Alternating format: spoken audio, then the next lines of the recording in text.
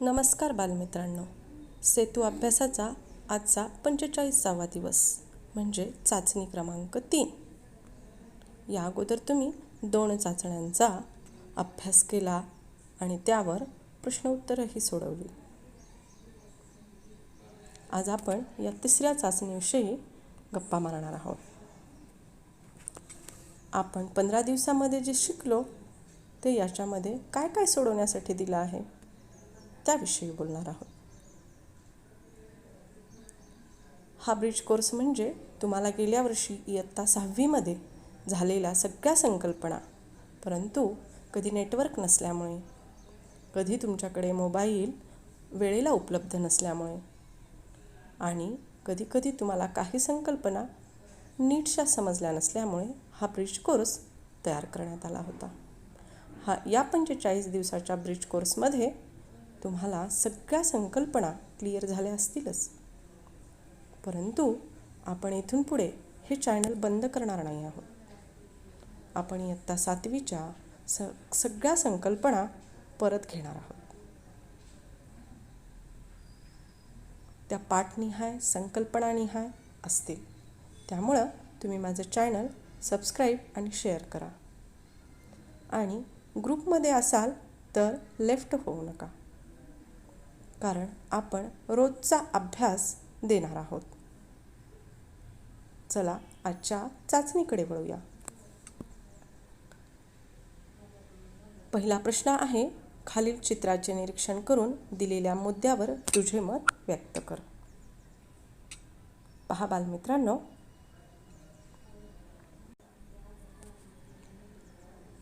हे जे चित्र आहे त्या चित्राचं तुम्हाला निरीक्षण करायचं आहे. हे समुद्रकिनारीचं चित्र आहे असं वाटते का तुम्हाला? बघा, पलीकडे जहाज आहे, अलीकडे मासेमारी करणारे व्यक्ती आहेत, मुलं दिसत आहेत. मला जे दिसतंय ते दिसतंय तुम्हाला? आता इथे जे मुद्दे दिले आहेत त्यावर आपण चर्चा करणार आहोत. या चित्रामध्ये जे दिसतंय ते व्यवसायासाठी उपयोगी आहे का? तर आहे. तर हा व्यवसाय नक्कीच मासेमारीचा असू शकतो. याविषयीचे मुद्दे आपण पुढच्या स्लाईडवर पाहूया.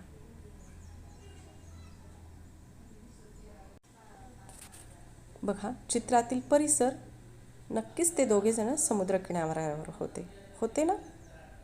आणि चित्रातील संभाषण म्हणजे एक मुलगा तिथे दिसत होता का मुलगी दिसत होती? मुलगी दिसत होती. पाहूया का? बघा, ही मुलगी आहे का मुलगा आहे? तर ही मुलगी आहे. तर काय असेल बरं या दोघांमधील संभाषण? बाबा, आज किती मासे पकडले? बाबा कशाला धरून आहेत बरं? जाळीला. मग बाबा म्हणतात, पारू, आज भरपूर मासे पकडले. चित्रातील व्यवसायाचा जिल्हा बहुतेक सिंधुदुर्ग असू शकतो. समुद्रातून मिळणाऱ्या वस्तू, गोष्टी तुम्हाला माहीत आहेत मित्रांनो. काय काय मिळतात? मासे, मोती, पवळे, औषधी वनस्पतीसुद्धा असतात समुद्रामध्ये. विविध खनिजे असतात, शंख, शिंपले, जे तुम्ही दारासमोर पडलेल्या वाळूतून पण घेत असतात. पण ती वाळू कुठून आलेली असते? समुद्रातून. आणखीन तुम्हाला काही वस्तूंची नावे माहिती असतील तर तुम्ही यात ॲड करू शकता. छान होतं ना चित्र निरीक्षण? चला पुढच्या प्रश्नाकडे वळूया. ऐक आणि लिही. शिक्षकांनी जोडाक्षरयुक्त 2 ओळी श्रुतलेखनासाठी सांगाव्यात. बघा, जोडाक्षरयुक्त 2 ओळी. जोडाक्षर कोणते कोणते आहेत बरं? ज्यांचा जसा उच्चार तसं लिखाण. शिस्त, स्वयंशिस्त, वृत्ती, शक्ती, युक्ती, भक्ती आहेत ना? सूर्य. बघा, आठवा जोडाक्षरयुक्त शब्द. त्यापैकी काही शब्द मी वाक्यांमध्ये घेतले आहेत. माझ्या वडिलांकडून मी प्रामाणिकपणा आणि स्वयंशिस्त शिकलो. आईने मला चांगल्यावर विश्वास ठेवायची आंतरिक शक्ती दिली, दयाळू वृत्तीही दिली. तिसरा प्रश्न आहे मित्रांनो, कोडे पूर्ण करा. यामध्ये मित्रांनो तिसरा प्रश्न आहे, कोडे पूर्ण करा. बघा, पहिला आहे आडवा शब्द क्रियापदाचा एक प्रकार तुम्हाला लिहायचा आहे. आपण लिहूया सहाय्यक. सहाय्यक क्रियापद असतं ना, माहिती आहे तुम्हाला. तसंच खूप मोठे शरीर यासाठी वापरले जाणारे विशेषण. एक म्हणजे आडवा. इथे 1 नंबर दिलाय. मग हा आडवा शब्द. महाकाय. आणि प्रश्नार्थक सर्वनाम काय, सहजच लक्षात येतं. खाशाबा जाधव हे कोणता खेळ खेळण्यासाठी प्रसिद्ध होता बरं? कसरत. ओके. असं हे कोडं आपलं पूर्ण झालं. पुढच्या स्लाईडवरही आपण ते दिलेलं आहे. इथे दिसते का तुम्हाला? हे इथे तुम्ही लिहू शकता. जाऊया प्रश्न क्रमांक 4 कडे. दिलेल्या ओळीशी यमक जुळणारी एक ओळ तयार करून लिहा. रिमझिम रिमझिम पाऊस धारा, पडल्या पडल्या पाऊस गारा. अजून काय जोडा. रिमझिम रिमझिम पाऊस धारा, सर्वत्र गारा गारा. अजून रिमझिम रिमझिम पाऊस धारा, येती येती गारा गारा. रिमझिम रिमझिम पाऊस धारा, येती येती धरा धरा.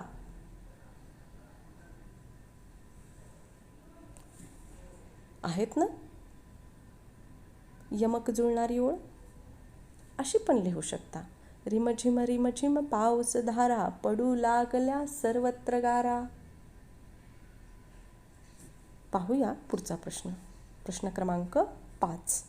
पुढील वाक्यामध्ये विरामचिन्हाचा योग्य वापर करून वाक्य पुन्हा लिहा. काही सांगू नका. यानंतर असली मुलं कार्यालयात आलेली मला चालणार नाही. समजले? साहेब म्हणाले. आपण हावभावासह जेव्हा वाचन करतो ना मित्रांनो, तेव्हा सहजच विरामचिन्ह आपल्याला थांबवतं. त्यामुळं वाक्याचं वाचन हे अर्थपूर्ण आणि हावभावासह करा. बघा, काही सांगू नका. थांबतो ना आपण थोडंसं, म्हणून स्वल्पविराम. यानंतर असली मुलं कार्यालयात आलेली मला चालणार नाही. समजले? साहेब म्हणाले. आलं का लक्षात? जाऊया पुढच्या प्रश्नाकडे.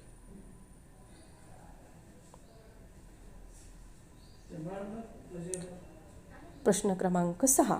प्रत्यक्ष शाळा सुरू झाल्यावर शाळेत पहिल्या दिवशी कोणाशी व काय बोलणार याची कल्पना करून संवाद रूपात लिहा. काय होईल बरं शाळा प्रत्यक्ष सुरू झाल्यावर? आपण कोणाशी बोलणार आहोत? जर आपला मित्र भेटला तर त्याला काय बोलणार आहोत? बघूया.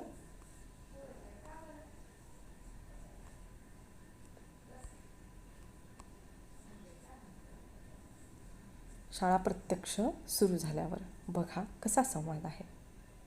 राम, कसा आहेस? गणू, कसे गेले तुझे लॉकडाऊनमधील दिवस? कसा आहेस गणू? कसे गेले तुझे लॉकडाऊनमधील दिवस? ठीक आहे. लॉकडाऊनमध्ये घरातच राहू लागले रे आपण. गणू, तुला ऑनलाईन अभ्यास करताना काही अडचणी येत होत्या का रे? आहे ना तुमच्या मनातला प्रश्न मित्रांनो? हो. कधी नेटवर्क प्रॉब्लेम, कधी आवाजच जात होता. माझे काही इतिहास भूगोलचे घटक समजायचे राहूनच गेले. हो, माझे पण. गणित समजून घ्यायचे बाकी आहे. राम, आज आपण खूप दिवसानंतर शाळेत आलो आहोत. तू इतिहास भूगोलच्या आणि मी गणिताच्या सरांकडून अडचणी समजून घेऊया. हो, चल सरांना विचारूया. असं होईल का काहीसं? अजून वेगळं पण होऊ शकेल. तुम्ही खूप दिवस झाले बाई गुरुजींना बघितलेलं नाही आहे. त्यांच्याशी काही विषयावर गप्पा मारलेल्या नाही आहेत. असा पण विषय असू शकतो ना पहिल्या दिवशी. अजून खिचडीवाल्या मावशींसोबत त्यांच्याविषयी पण तुम्ही संवाद लिहू शकता. पाहूया पुढचा प्रश्न क्रमांक 7. पुढील वाक्यांचे काळ बदलून लिही. बघा, जॉन जेवत आहे हा पूर्ण भूतकाळ आहे का? तर कंसात जे दिलेलं आहे त्या काळात आपल्याला वाक्य करायचं आहे. जॉन जेवत होता. खूप पाऊस पडेल, भविष्यकाळ आहे. वर्तमान काळात लिहायचे, खूप पाऊस पडतो. जाऊया पुढच्या प्रश्नाकडे. प्रश्न क्रमांक 8.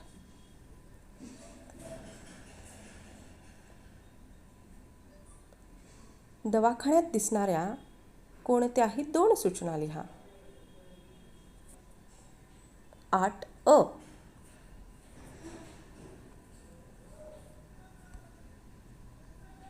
दवाखान्यात दिसणाऱ्या कोणत्याही 2 सूचना पहा.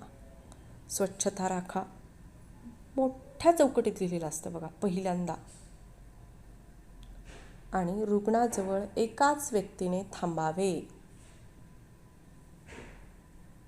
तुम्हाला आणखीन दुसऱ्या आठवत असतील तर तुम्ही लिहू शकता. नक्कीच स्वागतच आहे. पाहूया पुढील प्रश्न. खालील वाक्यातील चुकीचे शब्द दुरुस्त करून वाक्य पुन्हा लिही. मी येणार होते परंतु माझी बस चुकली. काय वाटते विचार करा. आपण शुद्ध लेखनामध्ये काही शब्द हे ऱ्हस्वच लिहितो. जसं की आणि कसं लिहितो बरं सांगा पाहू. कसं लिहितो आणि? ऱ्हस्वच लिहितो की नाही? आता लक्षात आलं असेल तुमच्या. बघा, मी येणार होते परंतु माझी बस चुकली. काय आहे? परंतु.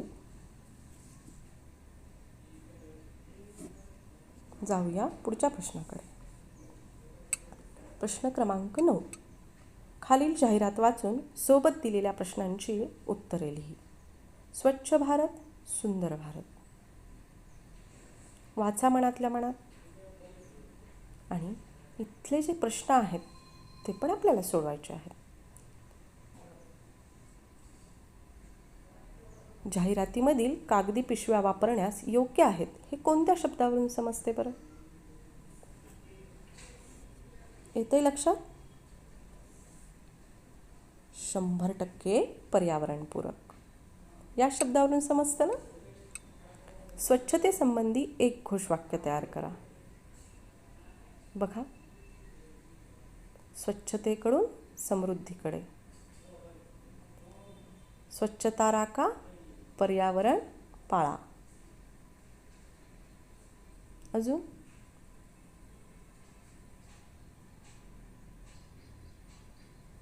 आठवा.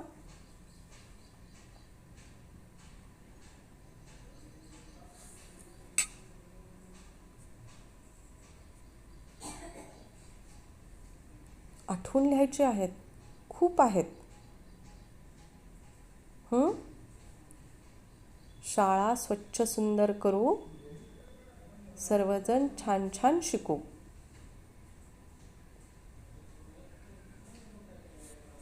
बरोबर. स्वच्छ घर, स्वच्छ अंगण, सुंदर ठेवू वातावरण, आहे की नाही. 40% सूट म्हणजे 100 रुपयावर किती रुपयांची सूट बरं? किती सोपं आहे सांगा. 40च. पर्यावरणपूरक अशा कोणत्या प्रकारच्या पिशव्यांचा वापर करता येईल? कोणत्या करता तुम्ही आता सध्या? आठवा. कोणती पिशवी घेऊन जाता तुम्ही बाजारात जाताना? नक्कीच कापडी पिशवी. बरोबर. बघा, पहिला उत्तर आपल्याला माहितीच होतं. स्वच्छतेसंबंधी घोषवाक्य तयार करा. स्वच्छतेकडून समृद्धीकडे. स्वच्छतेची आवड, सुंदरतेची निवड. आणि आणखीनही मी तुम्हाला सांगितलेली आहेत. 40% सूट म्हणजे 100 रुपयावर 40 रुपये. आणि शेवटचा आहे कापडी पिशव्या. चला पुढचा प्रश्न सोडवूया. प्रश्न क्रमांक 10. दिलेल्या चित्रावरून गोष्ट तयार करून लिही. गोष्टीला योग्य शीर्षक दे. काय काय दिसते बरं चित्रात? निरीक्षण करा. आणि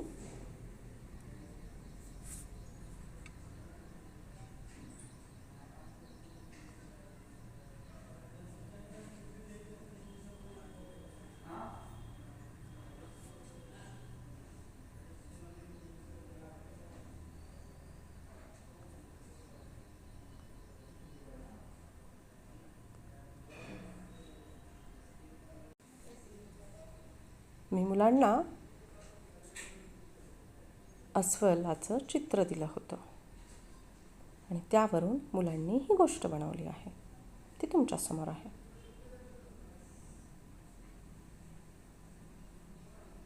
ही तुम्ही वाचायची आहे. भेटूया पुढच्या संकल्पनेसह. धन्यवाद.